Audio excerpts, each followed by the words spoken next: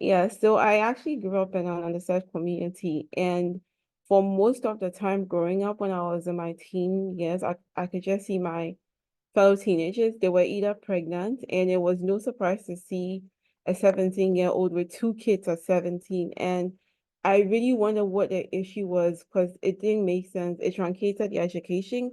And whilst when I was going into university, I just realized that most of these girls, they were kids, murdering kids, and they were walking around with no sense of purpose. Excuse my language, let me put it that way.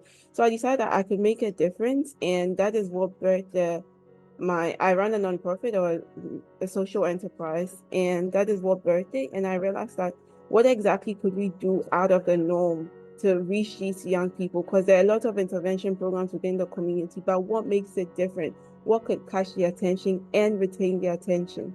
And then that's when we started the Community Canvas project. So I run a social enterprise, like I said, by name Faith, Hope, and Love Group. And that is just what we want to do, to share some faith and love with the young people within in the underserved communities. I'm from Ghana, but I'm pursuing my master's in public health because of what I do. Yes.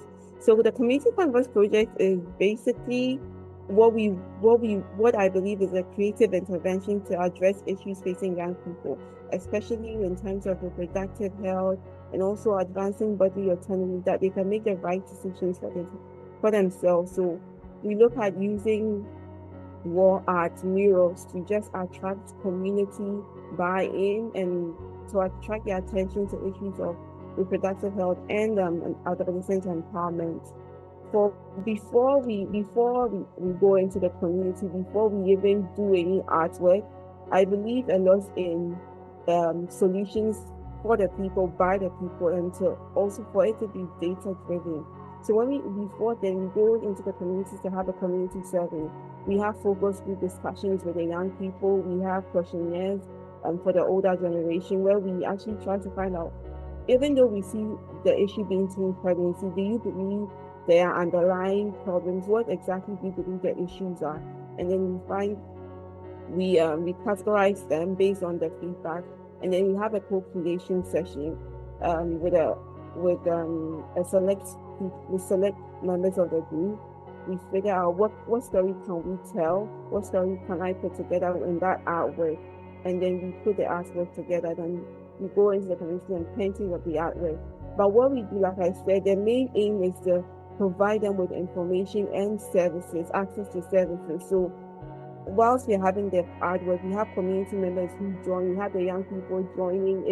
It's all fun, it's all participating. It's a participatory approach. So during that time, we speak to them on we train them on reproductive health issues, on access to contraceptives, because even though we preach abstinence, these young people are sexually active.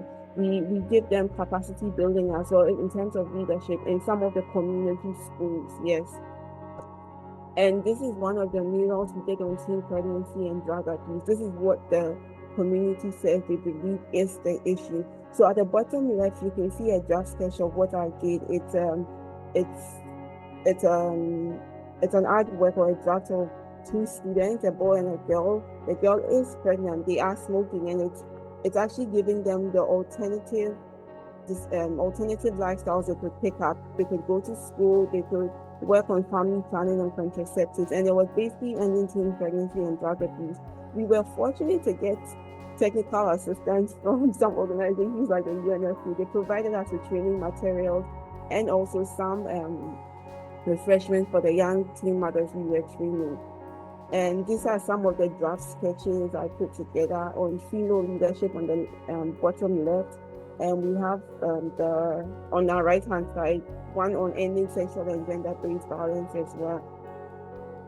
This is some pictures from the painting of the artwork. Yes, you can see me talking and very serious. And this is a mural on female leadership and body autonomy. This particular one is very key because we realize that most of the girls lack confidence. They lack that sense of peace in their minds to even articulate what they feel or how they feel about it. And when we had that focus group discussion, and we also had a pre-intervention program where we had questionnaires, the top barriers that came that they spoke about were financial constraints, period poverty, accessing period products, teen pregnancy, and self-doubt. So we put that in more into a storytelling or an artwork where the young student was breaking the barrier, which was a wall. And the wall shows the breaks of the different challenges or different roadblocks to their dreams, the dreams of becoming a teacher, an artist, a doctor, and there were other how do you call it? There were other professional paintings on the right hand side. What we also do is we explore recycling old ties, like pushing for climate change as well, because we realize that even as we educate them, there's a need for them to know about it. There is actually an intersection of how climate change affects reproductive health for people in the third world country, and we also just to make them aware of it. And we do this with what we call the talking compound. This was an idea from one of the teachers we engaged in the schools, and it was just fantastic. So it's something we've adopted and we continue to. This is our most recent mural, and this was on sexual and gender-based violence. And we are very excited about this because we actually sent in a proposal and we got a small grant from the AU to implement this project. So it was talking about sexual and gender-based violence, and it wasn't just a mural, but it was a call to action. Where on the left-hand side you can see an emergency number for people within the community to access help, to access resources, and also the call to action where people are pledging to take action and to report abuse.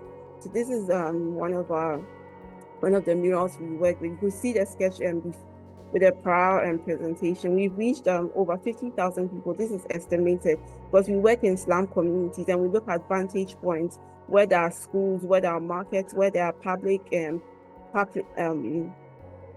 toilets and things like that, so that there's more of human traffic. They see it, and pictures tell 1,000 words. We don't need to necessarily speak, and we have trainings for things like that. This is just a brief 50 seconds video of one of the installations.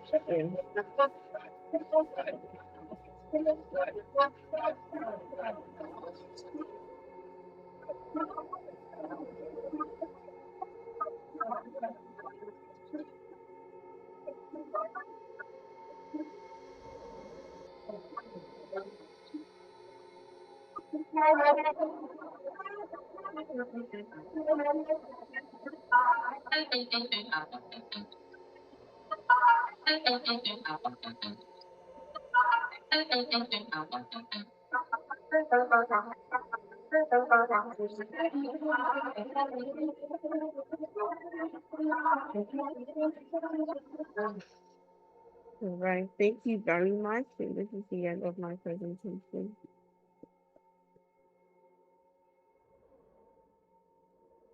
Thank you.